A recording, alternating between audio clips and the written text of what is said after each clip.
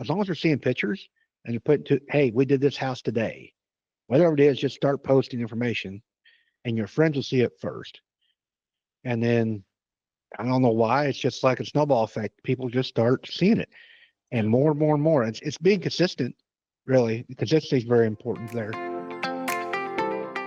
Hello, hello, hello. Hard Hat CEO is in the house. It's Chris G and producer Kevin. We are going to have a wonderful episode today where we'll talk about networking and why it's important. Kevin, welcome. Welcome back. Chris G, I feel very at home here. You know, it's been a recurring thing. I appreciate I you know having it. me. This is great. I enjoy it very much. You and I have some fun behind the scenes, so I'm always enjoying of it. I think originally we got talking about how I enjoy talking to somebody, then sometimes to myself. That way, all the listeners can get a more, I think it's more personable conversation. That's the goal. Yeah. Yeah. We talk to ourselves enough behind the scenes, right? The last thing you want to do is do it in front of a camera. So I gave you a little preview or a little hint of what I thought would be a valuable episode today and what I was thinking. And this is something that I probably haven't done a very good job at, believe it or not. And that thing is networking. I am very siloed. I stick to myself. I'm an introvert. I don't like asking people for stuff and networking. What's your take on networking before we dive deep into it? It's not one of my strong suits as far as enjoy. And I say enjoying it. It really depends on what we're talking about. I took some courses on how to be better at it. And just listening is a real big deal because people like to talk about themselves and how to interject. But it takes practice. I've been practicing for a long time, whether it be through Chamber of Commerce or BNI groups. That's Business Networking International, I believe. And there's all kinds of things. But what I've learned, and you know this, you gotta be a blabbermouth. I was always brought up that you don't tell stories. It's your personal information. You know, that's how you don't tell nobody, or that's just us. And I got a friend. He talks about everything. He's an open book. And that was at first like, oh my gosh, I would never said that. But then I started watching, and people at least knew. And sometimes they just like being the source of information, like the root of the grapevine. Mm. So, did you know so and so's doing this? And it becomes a very effective way to get your stuff out there by just telling everybody everything. And I know there's a certain line that you don't want to cross, but that's the point, is that when you're at these networking things, when you get a chance, because only when you're asked, because people want to ask, and they're doing the same thing you're doing, networking. When it's your turn to tell about you, make it short and sweet to the point, and then obviously they continue on, but dive in deeper. But they want to be a source of information to other people, like their clients. It makes them feel important and makes them look like a source of income, or a source of information that is very valuable. So this was always a thing that I struggled with. When you're networking, what is your intention? So what are you trying to accomplish? Are you just trying to make friends? Are you trying to build credibility? What's the number one thing you're trying to do? Well, people have to know, like, and trust you. That's kind of a standard thing. So at first you're trying to get to know everybody, let them know you. That can be difficult. I mean, depends on what the project is. On BNI, we meet weekly, and their whole goal is networking. That's the whole purpose of showing up. Not necessarily like a chamber of commerce or an association, so forth. When you go to association meeting of like-minded, contractors or plumbers or electricians, and it's kind of get people to know you, and then get their information. Somehow they like you. Get on podcast, for example, so people can hear about you. But basically, like you, and then at some point they want to trust you. And the trust is the best part. It takes a little longer, but when somebody's willing to refer your name on to another person, that because they're wanting to feel like they're a source of information, that means that they believe that you can do what they think you can do, and that takes time to build up. So you've mentioned a couple of things, a couple associations, stuff like that. What else have you done in the past that you feel has brought you results in terms of networking? Just going out to local establishments. What else? Social media. And that sounds, that's the biggest one. I mean, that's been, everybody knows. I mean, I'm old enough to know before Facebook started, but that's been one of the biggest ones, and actually kind of the easiest because everybody's on them phones, Yeah. and it's almost easy to a point because you don't have to. That's not true. I don't say this as a blanket statement, but in theory, social media, you don't have to respond back or say anything other than post your information, and people just know. Now, sometimes that's important to watch and communicate, and it's becoming more and more of that today than originally. But communications through that is the best way. You don't have to leave your home. Uh, you can do it somewhere else, or if you're on a job site or whatever, you can still do that. Uh, you can hire a team. We have teams that you do too, that we do social media for you. That's one way. I have a business coach, and I used to do so. If you have a business page for your company, yes, it's important to post on it. And this wasn't my idea; it was Alan's actually. And take that same post and put it on your personal page. And at first, that seemed unlogical. To the point was, you have more friends on your personal page than you do on your business page. And your point is you want everybody to know you have a business. So get them to do that. Sometimes you're lucky enough that they'll share your post. Yeah. I've seen different ways of different groups depending on what you're trying to do. And I find customers this way too. I'm a part of a group, good, bad, and ugly for certain towns and areas. And somebody, I'm looking for a such and such. Okay. Now there's times where I reply and I'll tag somebody who I know is an electrician or something to that effect, or I'll say, hey, I can take care of you.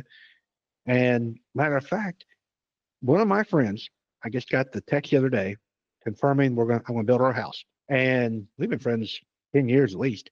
And she didn't know, she knew I did spec homes, but she didn't know that I did custom homes. And I felt bad myself. I was like, I'm such a dummy. But she was looking for quotes. It's like, Tina, I can take care of you. And this was back 6 months ago. They wanted to wait till the elections. And now they just texted me and said that they're ready to go in April. And I didn't know it. I mean, I didn't know she was looking for doing a house, and she went out and looked. Mm. She didn't know I even did houses. As far as she knew, I have rental property. She knows everything because we worked at the bank, or she worked at the bank where my dad did. And that was just paying attention. I have seen others where I get tagged. Somebody's looking for something, and I'll get this notification, Chris Gilman, you've been tagged. And you look at it and you read the I appreciate that. Yeah. That type of thing. That's made it so much easier. I think other social, just getting together and meeting people. They talk about that 2-minute elevator speech. Mhm. And someone told me a different way. Your 2-minute elevator speech tells them what you do. Let's get around and reword it to show what you do, what you can do for them. That's been impressive. Go into ChatGPT if you want. If you got your elevator speech, and think about it. In business course I had in college, we write letters and text. We should be writing letters and text and emails in the you emphasis. It's always about them, not about you. I want to, or I am. I'm writing you this letter. Well, yeah, you are. You don't need to tell me that. I know I'm reading it. So you will find, you will find this attachment or something that always you emphasis. And that goes back to what I'm talking about with the networking or doing your little speech, elevator speech. Tell them what you can do for them. And then sometimes they'll say, well, I don't need that right now. Say, hey, and then or card or whatever. They do even the little, I tried it, but I'm not as tech savvy as my children. I guess he's got these electronic tapping the phones together and you get to send them. Yeah, you can do that. Yeah, you can do that. Yep. Yep, that's a one way of doing it. And it's quick and easy. I like that part. But it gives them information and you say, hey, well, if you know of anybody else, there's another way of it's reciprocating. There's a law of reciprocation. Yep. Where if you're in line or let's say you're at a trade show and you're speaking with somebody and say, hey, would you like a drink? Be a soda. I mean, I'm not talking about, beer, whatever it is, offer them something that doesn't cost a lot. But they have the automatic thought process. Now I owe them. And say, hey, if you're ever out in the about or see somebody who does need my services, and it will automatically, it'll be entrained in their brain that when they do hear somebody that needs them, they're going to say, "Ooh, I like this guy. He Yeah. bought me a drink or whatever, and here, give him a call." Yeah. That's just networking. I imagine this when you said that, this is what I imagine. And again, blanket statement, but we'll sift through it. Sure. Let's say on the way to the job site every day you pick up coffee, and your truck or your van or whatever it is you're driving has all your logos on it. It's branded really nicely. You buy a coffee for the person behind you every day, and it might cost $3, but who knows? You can't imagine if they get a coffee bought for them, they're going to see whatever it is, right? Fine, yeah. If it's your truck or whatever, yeah. And you never know, they might check you out. And I think that's a really good thing to do. And I think social media is huge. So I think that's something that's easier and easier to do for sure. Another way is a collaboration or I'm not saying partnerships or anything. In a way, it's partnership. Is find a business that complements yours and give their name out and tell them go talk to the business owner. Say, hey, I'd like to have a friendship. I'd like to expand our businesses, both of them. If I know somebody or I get calls and I don't do that, I'd like to give it to you, vice versa. You can work at a affiliate program. I'm talking about it's a commission based or just sometimes I get involved. Sometimes I think money, which is very important, gets in the way of things. Like, hey, I don't want anything for it. You see somebody, you send them my way. I'm going to send them your way. Don't worry about the money part. We'll take care of each other. That's all that matters to me. And I think that's sometimes simpler. Now, maybe some bigger jobs that require a lot more money, maybe that's a different issue and you can write contracts up or affiliate programs. But, at the end of the day, it's all about networking, which is friendships. That know, like, and trust thing that I trust you enough to take care of this client that I'm going to go ahead and refer you on. So let's say, because I think that's a really good example where you said your friend didn't even know you did custom homes. Yeah. So which means most people probably don't know you do custom homes. Exactly. What advice would you give to someone right now if they're thinking, I wonder if my network knows what I do? Like, what's step one? Is it go to the local? Like, what's step one? Give us like a 3-step process. Testing. One of the ideas that you can do is make something up and I won't say make it up. You follow through with it. Once you figure it out, it's good enough. So like go to your social media. That's the easiest one, cheapest. I was thinking about doing this and see what kind of response you're getting. And people know it. Hey, did you know that I did this? Or just put pictures up. Lots of pictures. Pictures love people. I love pictures. And some people don't even want to read your long text, your long. So as long as they're seeing pictures and you put hey, we did this house today, whatever it is, just start posting information and your friends will see it first. And then I don't know why, it's just like a snowball effect. People just start seeing it and more and more and more. It's being consistent, really. Consistency is very important there. Advertise. I know it sounds silly. We do a lot of I say a lot. That's not true. I advertise. I don't have to advertise a lot because I got a really good system. I'm real impressed with my people who do the advertising. I got enough quotes coming in that I don't want to advertise anymore. But my business coach and I were talking, and we're going to 2025. We're going to expand a little bit and increase our advertising on a different market, which are homes. We do a lot of pole barns and barn dominiums. Not everybody knows we do custom homes. So we're going to expand that out and plan to grow the company as well. So advertise good and start out small, test it. If you see something's working, then expand on. Because even though social media works for the people that you know and the people that they know, which is great because if you play the seven lines to Kevin Bacon or something, it's not that. It's a very small world in the scheme of things. But people have to be willing to share your stuff for them to see it. And there's all kinds of likes. They can see it, but they don't have to like it. All the algorithms are out there. So advertising does that. I used to be a big proponent of SEO, which is search engine optimization. And I think Google's kind of screwed that up on purpose because it benefits Google, in my opinion. But somebody asked me, I said, well, I'd rather spend my money instead of on SEO. I'd rather spend it on advertising.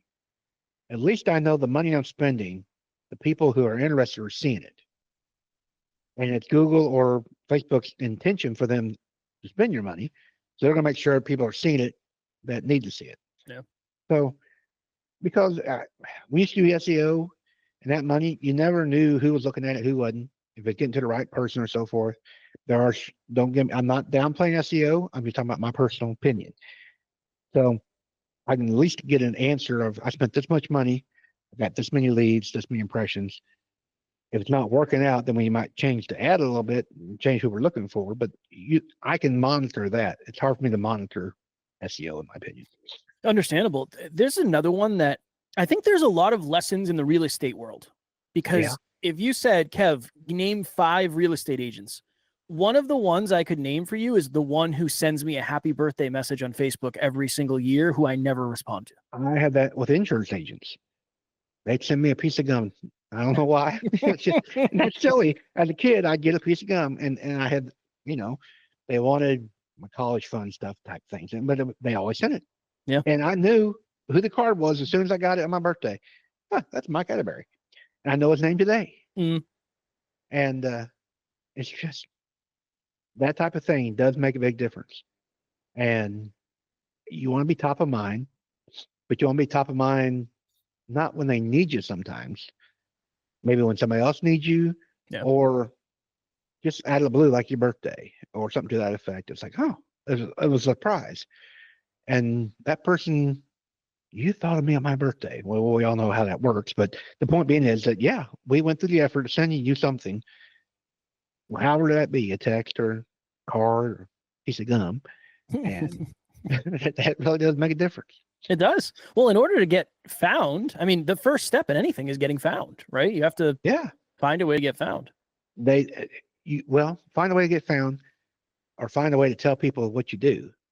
Yeah. Because and the same thing, because we have, if you have a business site out there, Facebook business site, but there's no friends or nobody's there, you can have it out there. There's millions of other ones out there too, but nobody's going to find your page. So start out with your own page. And this made the most sense to me after Al explained it to me. I go, that makes sense. I've got 2,000 people on my personal page, getting it going, and then because it's really you and your company who they're really buying from. And then, it's out there. You got a business page. It's important because if somebody goes out and looks for you, they find you through the business page. Yeah. So it's important to have it, but it's also important to post the same stuff on your personal page. I'm sure Alan has said this to you a million times. Everybody's a personal brand now. Oh, yeah. So it is. And that's the way it is now. Yeah. Everybody's kind of media, of all kinds of social media. It doesn't have to be Facebook. It can be Instagram and chat. My kids are all Instagram, TikTok, LinkedIn. Thank you. Yeah, all of them. There's a bunch. The other good thing about Facebook is it depends on how long you've been on Facebook and how you've done it and all that. But the majority of the people that follow you are probably local. That's another. For me, I have a podcast which is global and it's for anybody, and everything is digital. Nothing is physical.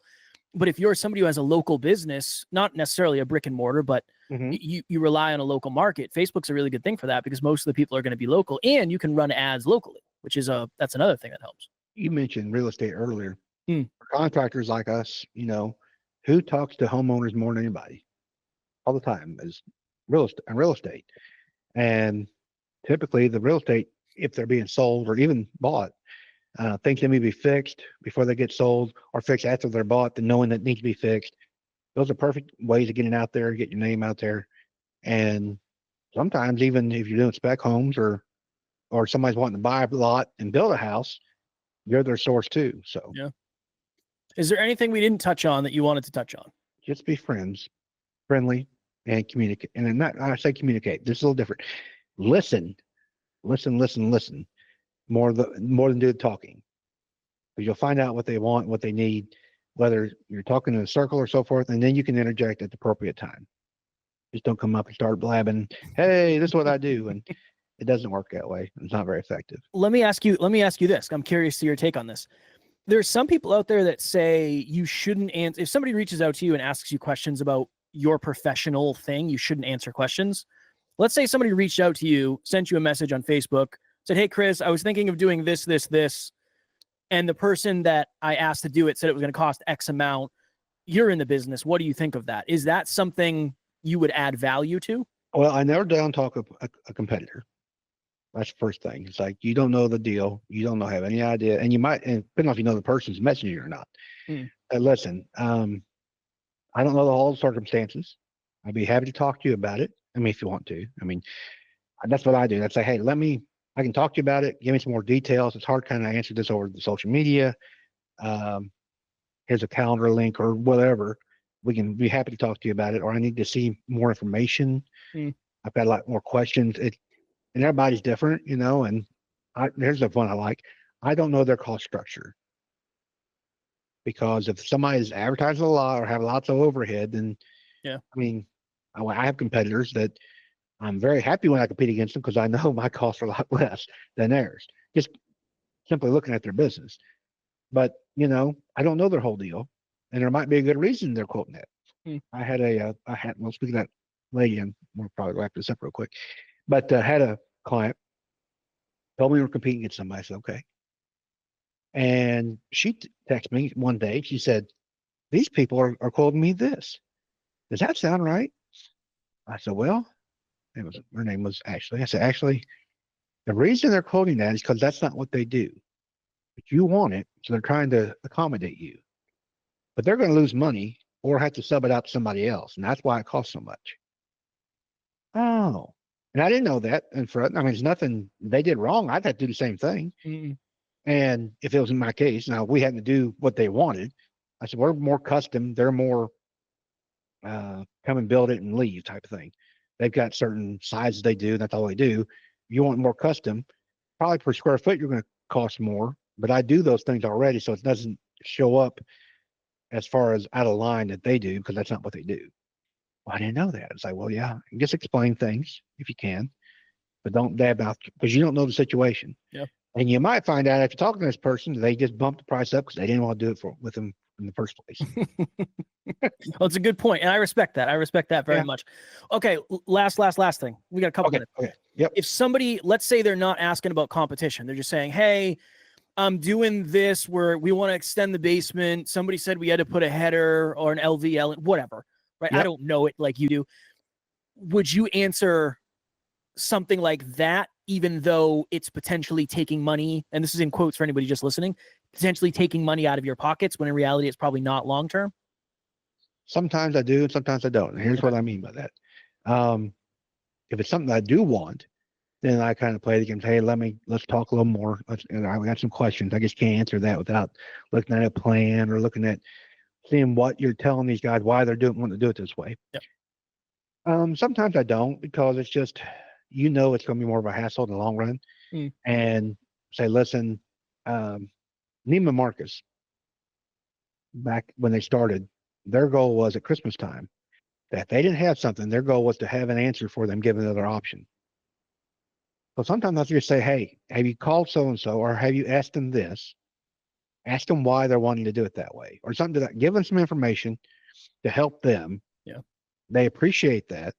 And again, that's back to the networking part where, you know, in the future, if they hear somebody's having the same problem, they might not recommend their current guy, but they might recommend you because you gave them some information that helped them along in their journey. Okay. Well said. Well said. All right. All right. And as always, if you guys want to talk about networking and how to expand your business, I'm going to have a little link below in the show notes.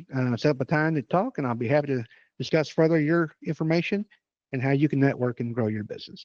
Kevin, thank you very much. Always, my friend. Thank you. All right. Again next week. Talk to you later. Bye-bye.